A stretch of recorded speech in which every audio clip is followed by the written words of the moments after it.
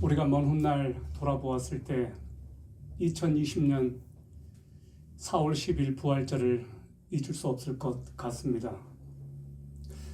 우리가 주님의 부활을 기뻐하고 감격스러워해야 될 바로 이 시간에 전 세계에서 죽음과 슬픔의 행렬이 계속 이어지고 있기 때문에 그렇습니다. 누가 이 죽음의 행렬을 멈출 수 있을까요?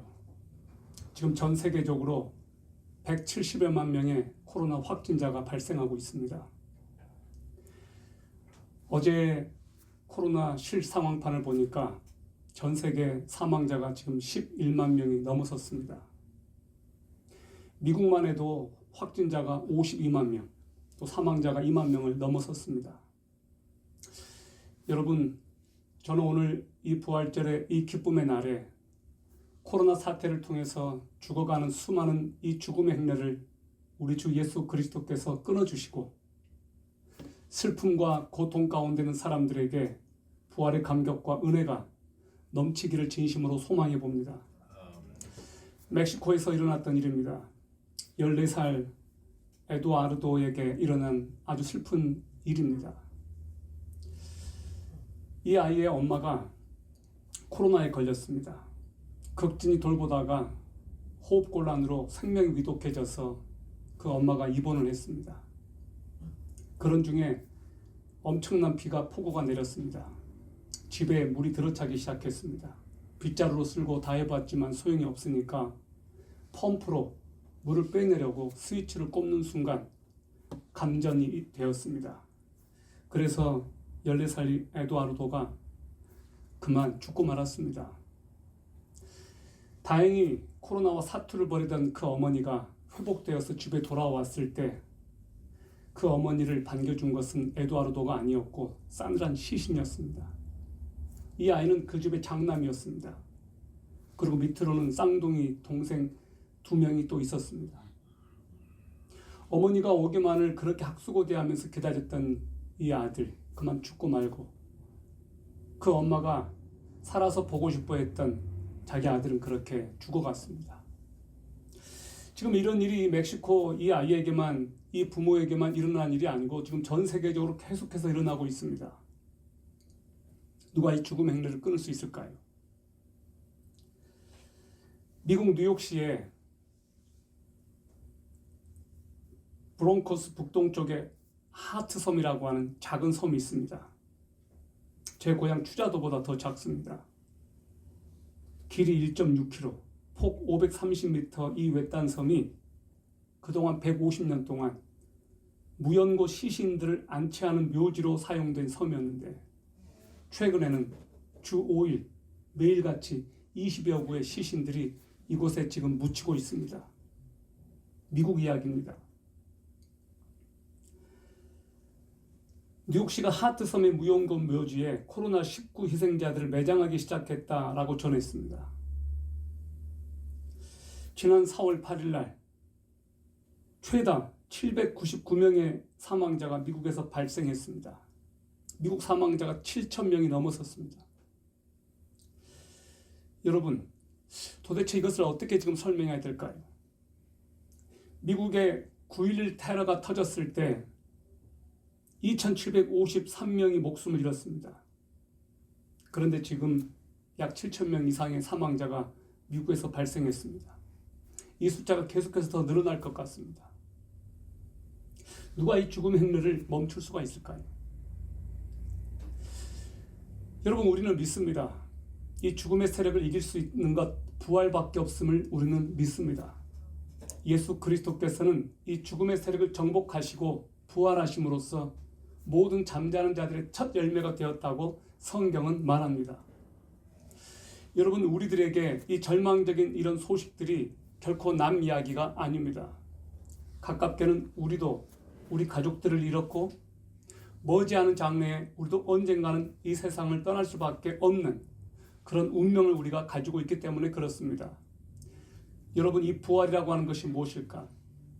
그리고 이 부활은 우리들에게 어떤 의미가 있을까? 얼마 전에 제가 이제 사무국으로 있는 회사의 한 직원하고 이야기를 나누었습니다. 저기 대전 지역으로 이사를 갔습니다. 다니던 교회에서 아내가 교회를 옮기고 싶다고 했답니다. 왜 그런가 들어봤더니 목사님에게서 예수 그리스도의 복음을 들을 수가 없어요.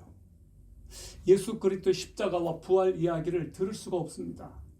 그래서 이 자매가 한때 대학교 다닐 때 CCC라고 하는 선교단체에서 활동했던 분이었습니다. 복음이 너무 갈급하다는 거예요. 여러분, 부활절날 예수 그리스도의 십자가와 부활의 이야기를 하지 않으면 무슨 이야기를 우리가 할 수 있겠습니까? 오늘 저는 여러분과 부활 이야기를 하고 싶습니다. 그래서 소망을 갖고 싶습니다. 그리고 결정적으로 저와 여러분이 이 부활의 확실한 사실을 믿기를 바랍니다.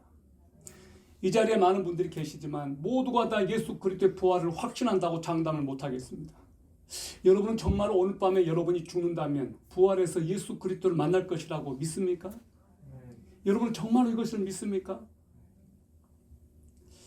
죽음을 이기는 것 부활밖에 없는데 오늘 2000년 전에 나인성이라고 하는 이 도시에서 일어난 일을 여러분하고 나누겠습니다. 예수님이 이 나인이라고 하는 곳에 들어가셨습니다. 나인이라고 하는 이 말, 아름답다라고 하는 말입니다. 나사렛 남동쪽 9.6km 지점이고 가버나움에서 남서쪽으로 약 한 40km 지점에 위치한 갈릴리 지방의 작은 동네입니다. 그리고 지금 이 지역은 아랍 사람들이 살고 있습니다. 예수님께 우연이란 없습니다. 예수님은 3년 동안 하나님 나라 사역을 선포하는 일을 하셨습니다. 분초를 다투면서 예수님은 3년 동안 하나님 나라를 전파하셨고 제자를 삼으셨고 하나님 나라를 위한 완벽한 생애를 사셨습니다. 그래서 이 나인이라고 하는 이 곳에 결코 우연히 들르지 않으셨습니다. 목적을 가지고 들르셨습니다. 나인이라고 하는 이 도시에 들어가기 전에 예수님은 백부장의 하인을 고쳐주셨습니다. 그리고 이 곳으로 들어가셨습니다. 그리고 예수님이 맞닥뜨린 사람들은 죽은 사람을 싣고 가는 장례 행렬이었습니다.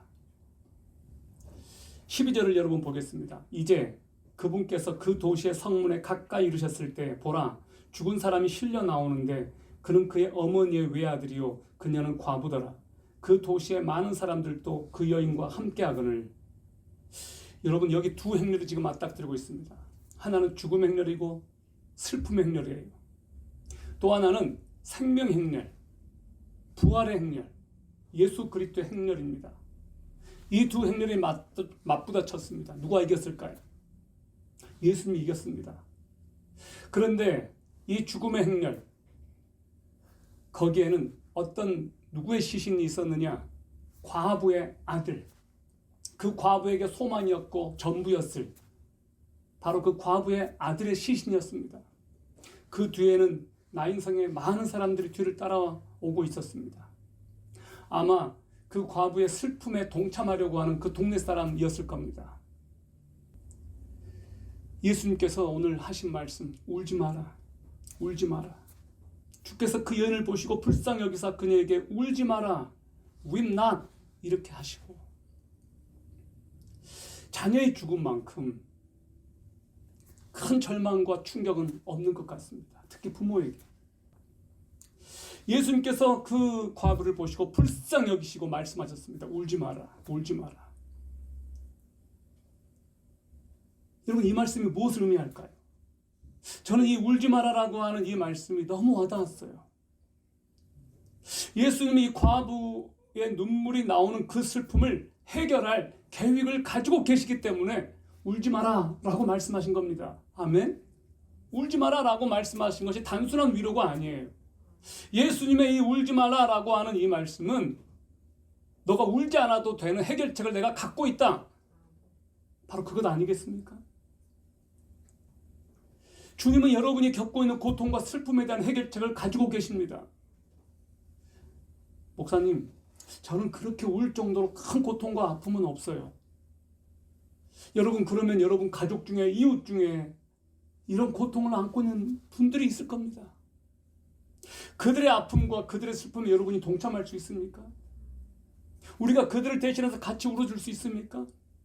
오늘 주님은 그 누군가를 위해서 우리들에게 울어주라고 라고 말씀하시는지 모르겠습니다. 이 세상에 사랑이 없습니다. 대신 울어주는 사람이 너무나 없습니다. 저는 가장 불쌍한 장례 행렬이 지금 펼쳐지고 있다고 생각해요. 코로나 때 누가 죽으니까 그 많은 장례객들이 없어요. 너무 쓸쓸한 장례식장을 보았습니다. 코로나 때문에 사람들이 안 와요. 병원에 오기를 꺼려요. 또 더군다나 장례식이니까 더 꺼려요. 저는 이 코로나 때문에 죽은 그 사람들의 시신 처리라도 제대로 되었을까? 저 멀리 우한에서, 미국의 그 하트 섬에서, 이 땅 대한민국에서 지금 이 시기에 죽어간 그 사람들의 장례식이 참으로 쓸쓸하고 외롭고 그런 장례식일 것 같습니다. 사랑하는 여러분, 죽은 아들만 보고 있으면 울 수밖에 없습니다. 고통스럽고 슬프고 힘든 상황만 보고 있으면 여러분 울 수밖에 없습니다. 그런데 예수님께서 말씀하십니다. 울지 마라. Why? 내가 해결책을 가지고 있어. 너가 울지 않아도 될 분명한 목적과 이유를 말해줄게. 내가 해결책을 가지고 있거든. 우리 주님께서 말씀하십니다.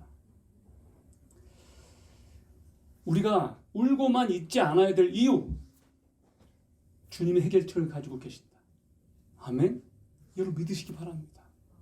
여러분도 크고 작은 일들로 울고 싶을 때가 있을 겁니다. 누군가가 나를 좀 울게끔 해줬으면 좋겠다라고 생각될 때가 있어요. 도망갈 곳도 없고 숨을 곳도 없고 피할 곳도 없을 정도로 진짜 울고 싶을 때가 있지 않습니까? 주님께서 말씀하십니다. 울지 마. 울지 마. 너 울지 않아도 돼. Why? 내가 있지 않아. 내가 있지 않아. 내가 있는데 왜 울어? 울으면 뚝. 우리가 어릴 때 엄마들이 애가 울면 뚝 그렇게 말씀하시고 예수님께서 뚝 말씀하신 거예요. 뚝. 아멘. 여러분 오늘 예수님께서 첫 번째 하신 말씀이 울지 말아요. 울지 마라. 왜 울고만 있느냐? 두 번째 하신 말씀이 명령이 뭐냐? 일어나라. 일어나라. 14절 보겠습니다. 나아가사 관에 손을 대시니 그를 나르던 사람들이 멈추어 서니라. 그분께서 이르시되 청년아 내가 네게 이르노니 일어나라. 장례 행렬을 앞에 두고 예수님께서 그 장례 행렬에 다가가셔서 그 운구 앞에서 관 앞에서 예수님께서 딱 서시니까 사람들이 멈춰 섰습니다. 예수님이 그 관에 손을 대셨습니다. 그리고 일어나라 말씀하셨어요. 일어나라. 죽은 시신에게. 여러분 유대인들은 전통적으로 죽은 시신을 만지지 않습니다. 그리고 만지면 일주일 동안 격리시킵니다. 관에 손을 댔다는 것은 시체에 손댄 것과 같거든요.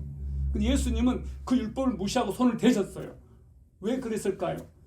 예수님께는 이 율법보다 사랑이 먼저였거든요. 원칙보다 사랑이 먼저셨거든요. 예수님은 율법을 완성하기 위해서 오신 분 아닙니까? 율법을 초월하신 분 아닙니까? 예수님께서 손을 대시고 일어나라. 이것이 헬라어로 뭐냐면 에켈데티라는 말이에요. 에켈데티 무슨 말이냐? 부활하라 그 말이에요. 부활하라. 살아나라. 일어나라 그 말씀이에요. 죽은 시체를 향해서 예수님께서 잠자는 아이에게 말하듯이 일어나. 일어나. 그래서 그 아이가 일어났습니다. 살아났습니다. 할렐루야. 예수님이시기 때문에 가능한 일입니다. 여러분 만약에 여러분이 누군가를 살리고 싶다면 누구를 살리고 싶으세요? 여러분 예수 그리스도께서 죽은 자를 살리시는 능력이 있으십니다. 왜냐고요? 그분은 하나님이시기 때문에 그렇습니다. 하나님이시기 때문에 죽은 자를 살리셨습니다. 그러나 그런 기적들은 오늘날 일어나지 않아요. 아주 어쩌다가 일어나긴 하지만 영화에서 보는 것처럼 그렇게 벌떡벌떡 일어나지 않습니다. 우리는 이 죽은 자가 다시 일어난다라고 하는 이것이 정말로 기적이고 우리 생에 볼 수 없는 거라는 것을 우리는 인정합니다. 우리는 예수님이 아니거든요. 그러면 어떻게 그것을 해석할 수 있을까요? 이렇게 말씀을 적용한다는 것이 저기 영안실에 가서 죽은 자에게 우리도 예수님처럼 일어나 그렇게 해야 될까요? 예수님께서 그렇게 하라고 이 말씀을 주셨을까요? 저는 아니라고 생각해요. 그러면 이곳에서 예수님께서 왜 이 말씀을 우리들에게 지금 주셨을까? 예수 그리스도께서는 죽은 자를 살리시는 그 부활의 주님이신데 우리들에게 주님께서 뭘 믿으라고 말씀하시는 것일까? 죽은 자를 살리시는 그 능력 예수를 믿으라는 거예요. 너희도 이렇게 해봐 흉내 내봐 그게 아니고 예수 그리스도께서는 살아계신 하나님이신데 그분을 믿는 자는 이렇게 다시 살아난다는 것을 우리들에게 믿으라는 것 아니겠습니까? 15절 보십시오. 죽었던 그가 앉아서 말하기 시작하거늘 그분께서 그를 그의 어머니에게 넘겨주시니 죽었던 시체가 일어나서 앉아서 말을 했어요. 살아났다는 증거예요. 말을 했어요. 그래서 그 아들을 어머니에게 주었어요. 어머니에게 인계했어요. 자, 어머니가 간절히 바랬던 그 일이 지금 일어나고 말았어요. 어머니가 한 번쯤 이런 꿈을, 이런 생각을 했을지 모르겠어요. 우리 아들이 살아날 수만 있다면. 어머니가 너무너무 고통스럽게 울부짖고 슬픈 중에 있었는데 예수님께서 그 어머니에게 그 아들을 살리셔서 주셨습니다. 우리는 구약 성경에서 사렙다 과부의 이야기를 알고 있습니다. 그 아들이 죽었을 때 선지자가 이렇게 살렸습니다. 엘리사가 살렸거든요. 여러분, 예수님께서 우리들에게 누군가를 살려서 안겨준다면 여러분은 누가 살아났으면 좋겠습니까? 그리고 그 살아났으면 좋겠다는 그분이 정말로 여러분 천국에 있다는 것을 믿습니까? 여러분은 정말로 천국에 가서 그를 보고 싶은 마음이 있나요? 그럼 예수 잘 믿읍시다. 저는 가장 고통스럽고 슬픈 것이 우리 어머니가 천국에 있을 것 같지가 않아요. 그래서 슬퍼요. 그래서 고통스러워요. 그래서 절규하듯이 하나님께 그렇게 부르짖었습니다. 하나님, 엄마에게 못한 사랑을 사람들에게 바치겠다고. 엄마에게 못한 사랑을 사람들에게 바치겠다고. 그래서 제가 사람들을 만날 때 가장 관심사가 그거예요. 이 사람 예수를 믿을까? 이 사람 예수 믿을까? 그리고 그런 마음이 제 안에 안 느껴질 때, 뻔히 예수 믿지 않은 사람인데도 복음을 전하고 싶은 마음이 내 안에서 안 생길 때, 참 그때 하나님 앞에서 죄송스러워요. 너무너무 죄송스러워요. 여러분, 오늘 우리가 이 말씀을 우리가 외웁시다. 우리가 너무나 잘 아는 말씀, 이 말씀을 외울 뿐만 아니라 정말로 믿읍시다. 예수께서 말씀하셨습니다. 나는 부활이요 생명이니 나를 믿는 자는 죽어도 살겠고 무릇 살아서 나를 믿는 자는 영원히 죽지 않냐리니 너희가 그것을 믿느냐? 아멘. I am the resurrection and the life. 예수님께서 말씀하셨습니다. 나는 부활이요 생명이라. 예수님께서 여러분에게, 나에게 지금 말씀하고 계십니다. 나는 부활이고 생명이라. 너희가 이것을 믿느냐고. 나를 믿는 자는 영원히 죽지 않는다고. 예수님께서 말씀하셨으니까 여러분 믿으십시오. 예수님의 말씀이니까 믿으십시오. 기독교의 능력이 여기에 있습니다. 기독교는 종교가 아닙니다. 종교는 생명을 살릴 수 없습니다. 고타마 시다르타 석가모니, 이 원명입니다.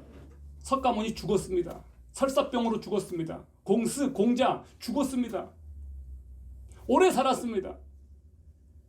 제사 지낸다고 죽은 영혼이 살아나지 않습니다. 우리 조상들이 제사를 지낼 때 어떻게 했는 줄 아십니까? 밥그릇에 숟가락을 딱 꼽아놔요. 그리고 밤새 귀신이 먹었대요. 숟가락이 좀 기울어져 있거든요. 그 귀신이 먹으면 그럼 다 처먹지 왜 안 먹어요 하나도. 여러분, 사람들이 그 죽은 귀신에게 그렇게 제사를 지냅니다. 죽은 귀신에게, 죽은 영에게 제사 지낸다고 살아 돌아오지 않습니다. 이것이 현실이에요. 유교와 불교가 이 나라를 이렇게 만들지 않았습니까? 우리 조상들이 이렇게 못 사는 나라를 물려준 가장 큰 이유가 뭐였어요? 종교 때문이 아니었습니까? 종교로는 절대 사람들을 살릴 수가 없습니다. 이 나라에 예수가 들어오면서 이 나라가 달라지기 시작했습니다. 아멘. 하나님의 말씀이 읽혀지고 그 말씀이 들어오면서 이 나라가 깨어나기 시작했습니다. 여러분, 성경은 이렇게 말합니다. 또 증거는 이것이니 하나님이 우리에게 영생을 주신 것과 이 생명이 그의 아들 안에 있는 그것이니라. 아들이 있는 자에게는 생명이 있고 아들이 없는 자에게는 생명이 없느니라. 내가 하나님의 아들의 이름을 믿는 너희에게 이것을 쓴 것은 너희로 하여금 너희에게 영생이 있음을 알게 하려 함이라. 아멘. 아들이 있는 자, 예수 그리스도가 마음속에, 인격 속에, 내 심장 안에 들어와 있는 사람들은 생명이 있습니다. 여러분, 예수를 믿습니까? 예수 그리스도께서 정말로 여러분 안에 들어와 계십니까? 그러면 생명이 있습니다. 예수님 안에 생명이 있습니다. 자, This is Jesus. 이것은 예수 그리스도예요. This is life. 이것은 생명이에요. 생명이 예수님 안에 있다고 했어요. 예수 그리스도를 내가 모시면 그 안에는 생명을 내가 갖게 되는 거예요. 생명은 예수 그리스도 안에 있습니다. 여러분이 예수 그리스도를 믿기만 하면, 여러분이 예수 그리스도 안에 있다면 생명이 여러분 안에 있다는 거예요. 믿으시기 바랍니다. 이것이 우리가 가질 수 있는 확신이에요. 이것이 우리가 가질 수 있는 믿음이에요. 이것이 끝까지 붙잡고 갈 수 있는 확실한 증거예요. 부활은 우리들에게 영원한 생명을 주는 확실한 보장입니다. 부활은 우리들에게 영원한 생명이 있다라고 하는 것을 도장 찍어주는 거예요. 지금 전 세계적으로 멈출 줄 모르는 이 코로나 사태를 멈출 수 있으신 분, 사망의 권세를 깨뜨리시고 부활하신 예수 그리스도밖에 없습니다. 신약 전체를 돌아볼 때 예수 그리스도께서 이 나인성에 들어가신 사건은 딱 한 군데, 여기에서만 기록되어 있어요. 누가복음 7장에서만. 다시 말하면 나인성에 딱 한 번 들어가신 거예요. 왜 들어가셨을까요? 과부의 아들을 살리기 위해서. 나인성 과부는 아들 때문에 예수 그리스도를 만났습니다. 아들이 이렇게 죽지 않았다면 나인성 과부 예수님 못 만났을 겁니다. 아들이 세상을 떠났다는 것은 이 여인에게는 가장 비통하고 비참한 경험이지만 그 고통 때문에 이 나인성 과부가 예수님을 만났습니다. 아들을 이렇게 잃었다고 해서 다 예수님 만나주지 않아요. 예수님 만나지 않아요. 근데 이 여자는 특별하게 선택받은 여자입니다. 가장 좋은 것은 아들을 잃지도 않고 예수님을 만나는 거예요. 그런데 이 나인성 과부를 향하신 하나님의 계획은 아들을 잃는 그 고통을 겪게 하셨어요. 그리고 그 현장에 가셔서 예수님께서 고쳐주셨습니다. 아까 우리가 찬양을 들었습니다. 나사로가 살아났을 때 마르다가 그렇게 말했습니다. 예수님께서 일찍 오셨더라면 우리 동생 죽지 않았을 거예요. 왜 이제 오셨어요? 예수님은 퍼펙트 타이밍, 완벽한 시간에 오셔서 나사로를 고쳐주셨습니다. 3일이 지났기 때문에 유대인들은 완전히 포기했을 그 시간에 예수님께서 오셨습니다. 완벽한 시간에. 여러분, 다시 말씀드리죠. 이 아들이 죽지 않았다면 나인성 과부는 평생토록 예수를 만나지 못했을 겁니다. 아들의 죽음 때문에 예수를 만났어요. 어떤 고통은 우리가 예수 그리스도를 만나는 경험 이유가 돼요.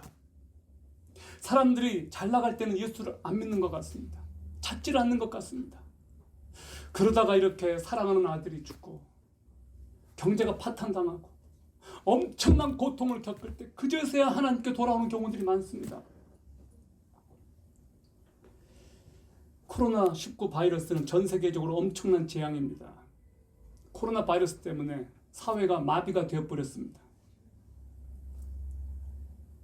학교도 휴교를 하고 마트도 텅텅 비고 공장은 가동을 멈춰버리고 경제적 손실이 이루 말할 수 없이 큽니다. 실직 사태가 일어나고 있습니다. 무엇보다 코로나 바이러스 때문에 전 세계적으로 죽음의 행렬이 이어지고 있습니다. 많은 크리스찬들이 코로나 바이러스 때문에 함께 모여서 이렇게 예배를 잘 드리지 못했습니다.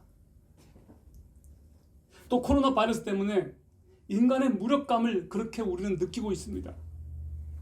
첨단 과학을 발전시켜 왔지만 코로나 바이러스를 잡는 백신마저도 아직 개발을 못하고 있습니다. 코로나 바이러스는 사람을 차별하지 않습니다. 부자라고 해서 안 걸리고 가난한 사람이라고 해서 걸리고 지금 그렇지 않습니다. 유명 연예인들이 걸리고 전 레알 마드리드 회장도 이 코로나 때문에 죽었습니다. 빈부를 가르지 않는 것 같습니다. 결국 인간의 지혜와 권력과 재물이 코로나 바이러스 앞에서 정말 무력하다는 것입니다. 그러나 코로나 바이러스 덕분에 얻는 것이 많습니다. 가장 큰 수확은 신천지 집단이 만천하에 드러난 것입니다. 한국교회가 신천지 때문에 얼마나 많은 고통을 겪어왔습니까? 한국교회로서는 코로나 바이러스 덕분에 얻게 된 가장 큰 유익이 신천지의 뿌리가 흔들리게 되고 거의 해체, 와해 위기에 왔다는 것. 또 코로나 바이러스 덕분에 사람들이 본의 아니게 분주함과 복잡함에서 빠져나와서 굉장히 단순해졌습니다. 흩어졌던 가족들이 한자리에 모이게 되었습니다. 아이들이 학원에 가지 않게 되면서 심심해서 죽겠대요. 해외여행을 가지 않게 됐습니다. 손 씻기가 일상이 되었습니다. 이것 덕분에 사람들이 깨끗해진 것 같습니다. 참 역설이에요. 너무나 불결한, 전염되지 않아야 되는 이 공포 때문에 오히려 사람들이 깨끗해졌습니다. 코로나 바이러스 덕분에 우리 자신이 진짜 주님을 믿는 사람인지 아니면 교회만 왔다 갔다 하는 사람인지 우리 자신을 스스로 점검하게 되었습니다. 예배당에 모여서 예배를 드리고 그걸로 끝 했던 신앙이 나 이렇게 하나님을 믿어도 되는 거야? 라고 할 정도로 이제는 혼자 있으면서 예수 그리스도를 만나는 것이 무엇인지 진짜로 고민하게 되었습니다. 역사를 보면 핍박으로 신자들이 죽고 도피하기도 하고 배도하기도 해서 신자들이 많이 줄었습니다. 그러나 이 결과적으로 보면 이 핍박을 통해서 진짜 믿는 사람들이 걸러졌습니다. 사람들이 이번 코로나 때문에 정말로 내가 예수 그리스도를 믿는 사람인지 아닌지 이것을 통해서 걸러지고 있다는 거예요. 여러분, 이 코로나는 여러분으로 하여금 정말로 예수를 믿는 사람인지 아닌지를 여러분으로 하여금 지금 평가하게 만들고 있고 점검하게 만들고 있습니다. 코로나 확진자를 키트라고 하는 코로나 키트로 이렇게 확인을 해요. 진단을 해요. 걸렸는지 안 걸렸는지. 마찬가지로 이 코로나는 여러분의 신앙을 지금 진단하고 있어요. 너 정말 예수 믿고 있니? 너 정말 하나님 믿고 있는 거 맞아? 사랑하는 여러분, 이 고난 때문에 여러분이 더 하나님을 가까이 할 수 있기를 바랍니다. 살아계신 하나님을 여러분이 만나기를 소망합니다. 하나님께서 자기의 백성을 찾아오셨다. 16절입니다. 모든 사람에게 두려움이 임함으로 그들이 하나님께 영광을 돌리며 이르되 큰 대언자가 우리 가운데서 일어났다 하고 또 하나님께서 자신의 백성을 찾아오셨다 하더라. 이 말은 동네 사람들이 한 말이에요. 큰 대언자가 우리 가운데 왔다. 하나님께서 자기 백성을 찾아오셨다. 이 말은 믿지 않는 사람들이 한 말이에요. 여러분, 이 코로나 사태 동안에 하나님을 모르는 사람들이, 믿지 않는 사람들이 여러분을 통해서, 여러분을 보면서 하나님이 저들에게 찾아오셨다, 하나님의 백성들에게 찾아오셨다, 이런 말을 우리가 들을 수 있으면 좋겠습니다. 사람들이 왜 절망해요? 세상을 통치하시고 다스리시는 하나님을 볼 수 없기 때문에 절망하는 것 아닙니까? 사람들이 왜 좌절합니까? 천국에 대한 믿음이 없기 때문에 좌절하는 것 아닐까요? 보이는 세상에서 눈에 보이는 것이 절망적인 상황이 펼쳐지기 때문에 절망할 수 없고 불합리하고 불공정한 일들이 일어나기 때문에 사람들이 열불나고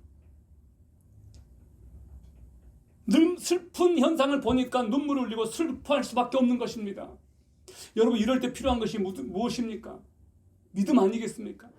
인생의 한계가 무엇입니까? 죽는 것입니다. 우리들의 인생의 최고의 한계는 죽는 거예요. 사망하는 거예요. 죽음보다 더 큰 절망은 없습니다. 사람은 절망하게 되면 손에 일이 안 잡혀요. 당장 내가 죽게 생겼는데 더 이상 내가 뭘 하겠습니까? 희망이 없는데 무슨 살맛이 나겠으며 희망이 실종되어 버렸는데 뭘 하겠습니까?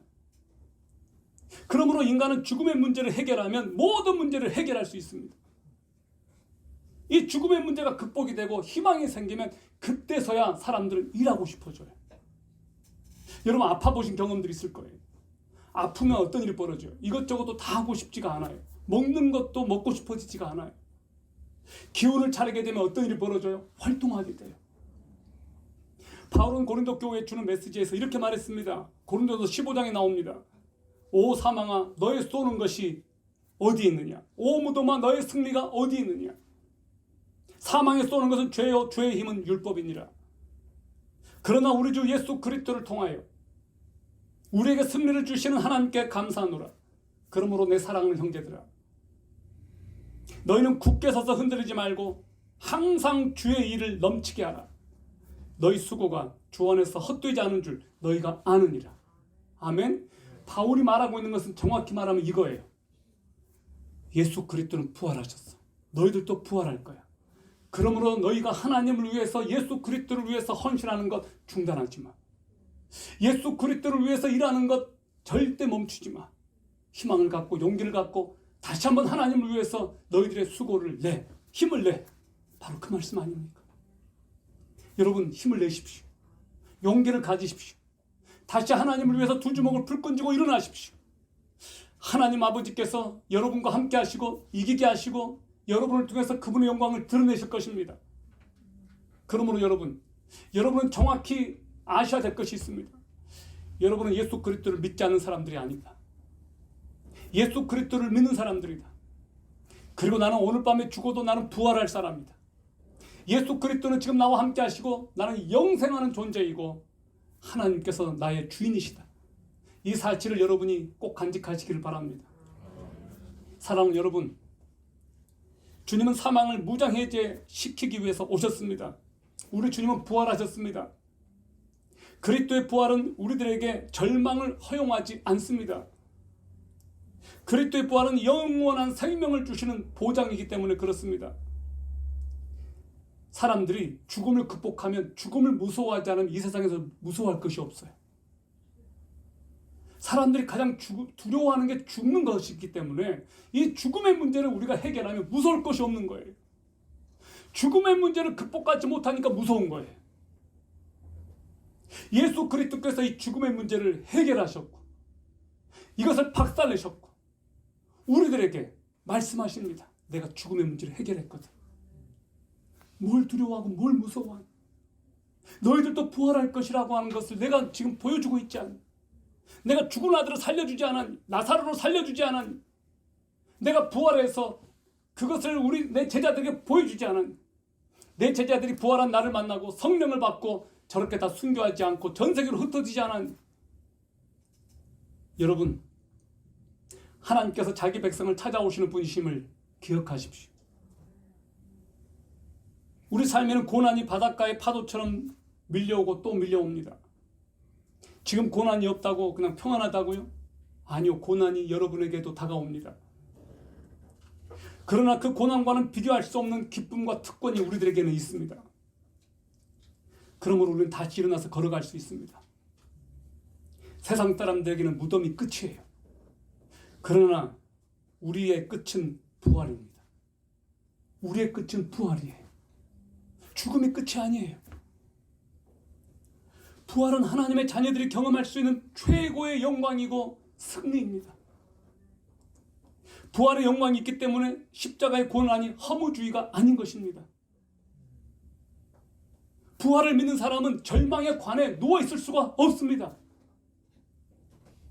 우리가 인생에 닥치는 문제 때문에 슬퍼하고 절망을 느끼게 된다면 우리가 구원을 주시는 하나님을 사랑하기보다 오히려 세상을 사랑하기 때문입니다.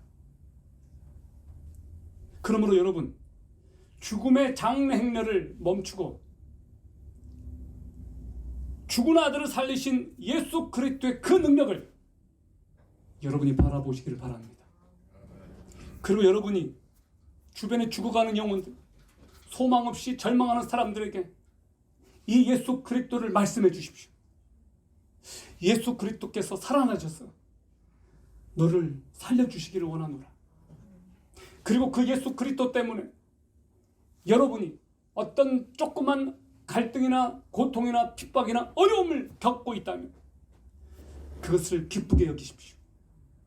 여러분이 지금 이 상황은 여러분의 믿음을 확인할 수 있고 테스트할 수 있는 가장 좋은 시간을 여러분이 맞이하고 있습니다. 여러분은 예수님 때문에 어떤 고난을 겪어보셨는지, 예수를 믿는다는 것 때문에 어떤 손해를 한번 보셨습니까? 천국을 믿으십시오. 부활을 믿으십시오. 그러면 우리가 소망을 갖게 되고 내 삶이 달라질 것입니다. 기도합시다.